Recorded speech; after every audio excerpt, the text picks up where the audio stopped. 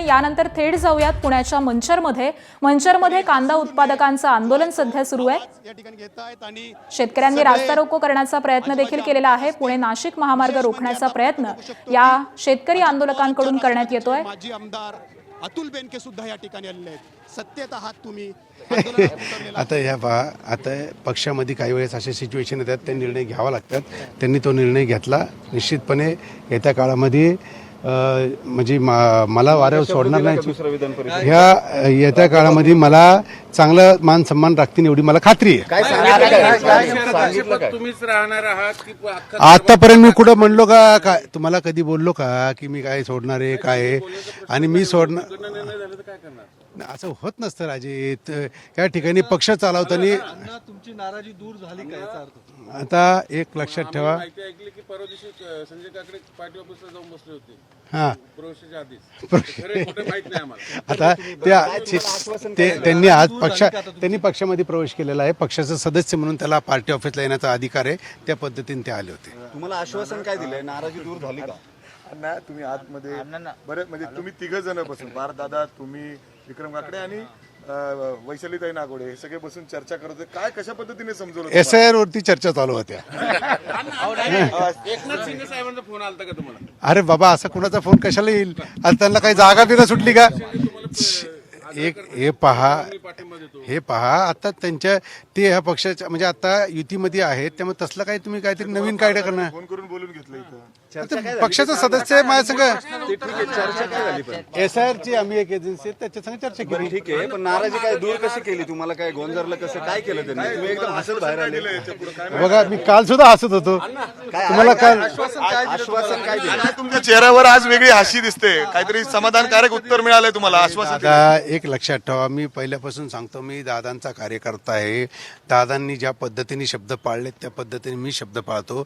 मी वहिनींना इतकं आश्वस्त केलंय की बाबा तुम्ही माझ्याकडनं काळजी करू नका, आणि त्यांनी सांगितलं तुम्हाला वाऱ्यावर सोडलं जाणार नाही। काय काळजी करता? चला येऊ का? खुश आहे। राष्ट्रवादीचे सुनील टिंगरे यांनी नुकतीच पार्थ पवारांची भेट घेतलेली आहे। काकडेंनी पक्षप्रवेश केलाय, त्यांना कार्यालयात येण्याचा अधिकार आहे असं ते म्हणतात। आणि यानंतर थेट जाऊयात मंचरमध्ये रोहित पवार सध्या बोलतायत। दुसरीकडे मुंबईमध्ये सुरू होणार आहे आणि त्यावेळेला हे सगळं आंदोलन या ठिकाणी होतंय।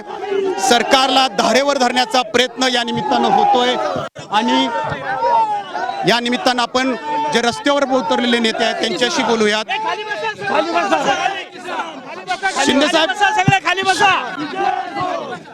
शिंदे साहेब थेट रस्त्यावर बसताय तुम्ही आता?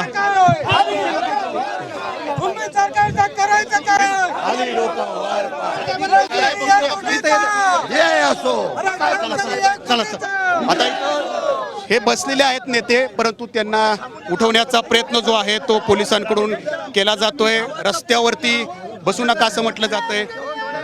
सपकाळ साहेब, उठवलं जातंय तुम्हाला? ये सरकार हमसे डरती है, पुलिस को आगे करती है, ही भूमिका है। तर हे अशा पद्धतीने आंदोलन सुरू आहे। कॅमेरामन अमोल गावळेसह नाजिमुल्ला, ABP माझा, मंचर।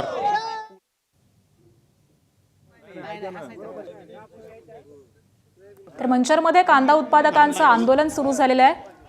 शेतकऱ्यांचा रास्ता रोकोचा प्रयत्न देखील या ठिकाणी करण्यात आलेला आहे। पुणे नाशिक महामार्ग हा रोखण्याचा प्रयत्न करण्यात येतोय आणि या सगळ्याच महाविकास आघाडीच्या नेत्यांच्या उपस्थितीमध्ये या आंदोलकांकडून हे आंदोलन करण्यात येत आहे।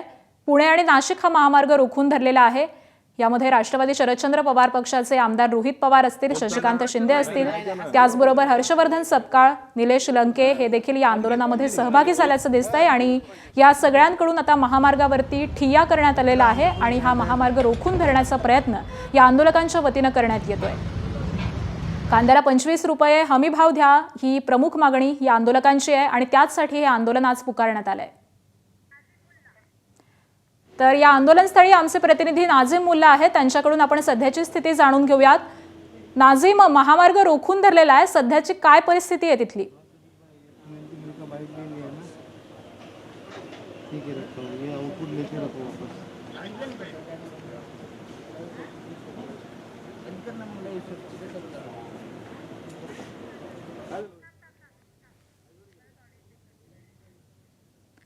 तर नाझीमुल्ला यांच्याशी काही कारणानं आपला संपर्क होऊ शकत नाहीये। मात्र मंचरमधली ही दृश्य आपण पाहतोय। कांदा उत्पादकांचं या ठिकाणी आंदोलन सुरू झालेलं आहे। शेतकऱ्यांनी रास्ता रोको देखील केलेला आहे। पुणे नाशिक हा महामार्ग आहे आणि याच महामार्गावरची ही दृश्य आपण पाहतोय। हा महामार्ग या आंदोलकांनी रोखून धरलेला आहे। कांदा प्रश्नी हे सगळे आंदोलक एकत्र जमा झालेले आहेत।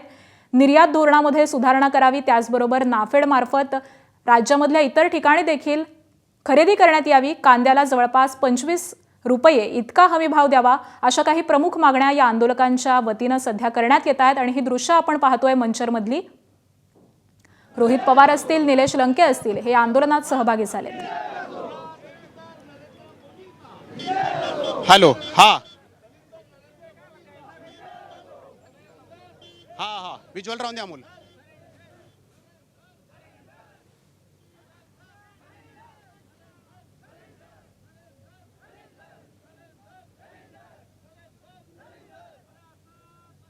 हा बोला बोला बोला।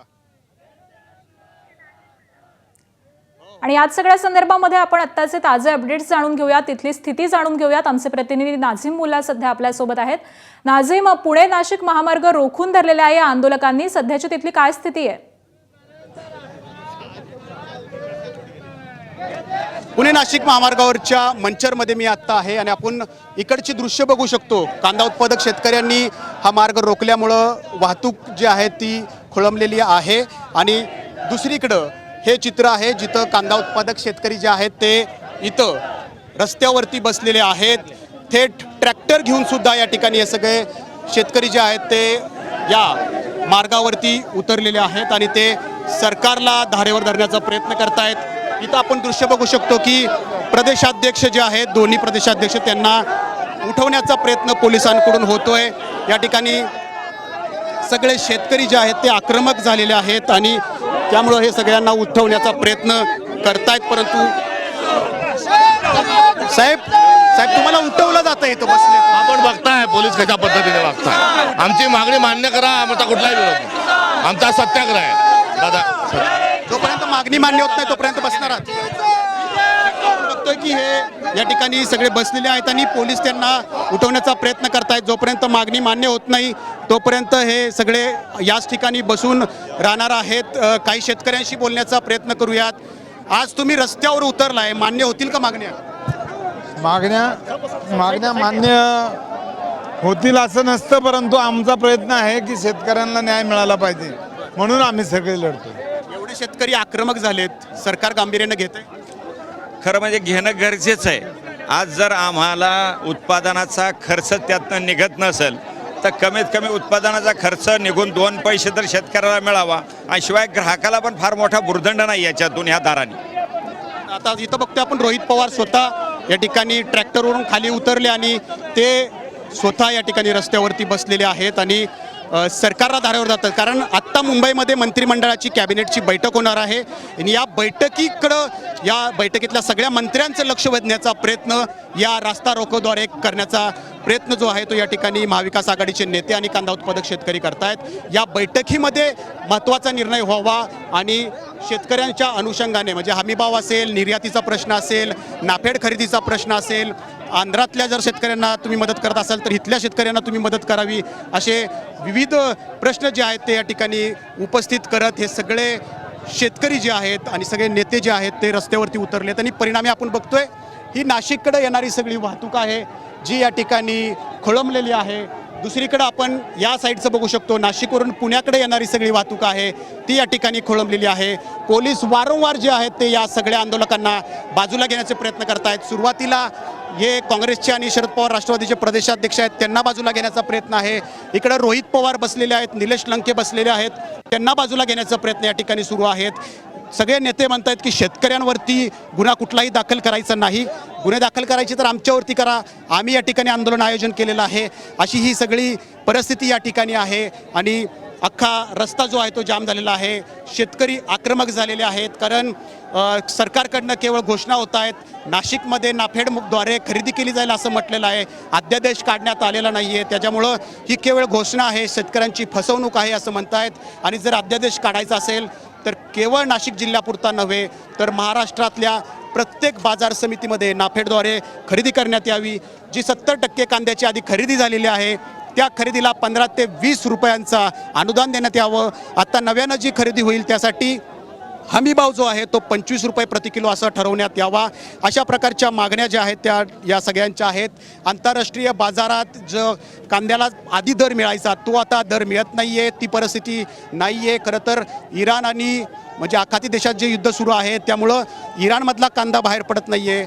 अशा प्रसंगी भारतातल्या कांद्याला अच्छे दिन येतील अशी एक अपेक्षा होती. तरीही आंतरराष्ट्रीय बाजारात कांदा जात नाही आहे, कारण आयात निर्यातीचं धोरण याला कारणीभूत ठरतं आहे. अशा प्रकारचा प्रश्न जो आहे तो या ठिकाणी त्यांनी उपस्थित केलेला आहे आणि हेच प्रश्न उपस्थित करून हे सगळे आंदोलक या ठिकाणी आहेत. आता बघू शकतो की एका ठिकाणाहून उचलून जे आहे ते हे सगळे आंदोलक म्हणजे प्रदेशाध्यक्ष हर्षवर्धन सपकाळ असतील किंवा शशिकांत शिंदे असतील हे दुसऱ्या बाजूरून आले आणि या ठिकाणी ते परत एकदा खाली बसलेले आहेत. आक्रमक आंदोलक झालेले आहेत, भूमिकेवरती ठाम आहेत. आजच्या मंत्रिमंडळात निर्णय घ्यावा अशी ठाम भूमिका जी आहे ती या सगळ्या नेत्यांची आणि या शेतकऱ्यांची आहे. सरकारविरोधात मोठी घोषणाबाजी या ठिकाणी सुरुवात आहे. गळ्यामध्ये हासूडसुद्धा या ठिकाणी हासूडचा आवाज काढून चाबुकाद्वारे जो आहे तो सरकारला घेरण्याचा प्रयत्न, सरकारचं लक्ष वेधण्याचा प्रयत्न या ठिकाणी होतोय. पुणे नाशिक महामार्गावरती आंदोलन सुरू आहे. सुरुवातीचे 2 आंदोलन ही नाशिक जिल्ह्यामध्ये झालेली होती. आता मोर्चा पुणे जिल्ह्याकडे आलेला आहे आणि उत्तर पुणे जिल्ह्यामध्ये जिथं कांदा उत्पादक शेतकरी हा मोठ्या संख्येनं आहे त्या सगळ्या शेतकऱ्यांना न्याय मिळवून देण्यासाठी हे सगळे महाविकास आघाडीचे नेते या ठिकाणी आलेले आहेत.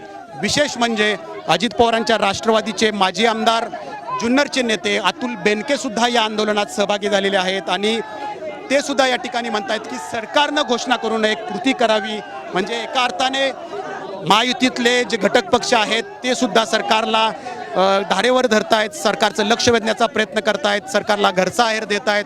कृती होत नाही आहे यातून दिसतंय, कारण सत्ताधारी माजी आमदार जर या ठिकाणी आंदोलनात उतरतायत याचा अर्थ हा प्रश्न गंभीर आहे. या प्रश्नाचा तोडगा काढणं गरजेचं आहे आणि हा तोडगा आजच्या या मंत्रिमंडळाच्या बैठकीत निघावा अशी अपेक्षा आहे. दुसरीकडे आपण बघतो की ज्या विभागाशी संदर्भात हा प्रश्न आहे तो कृषी मंत्र्यांचा आहे. मुळातच कृषी मंत्री स्वतःच या ठिकाणी काही दिवसांपूर्वी पाण्याचा प्रश्न घेऊन रस्त्यावरती उतरले होते.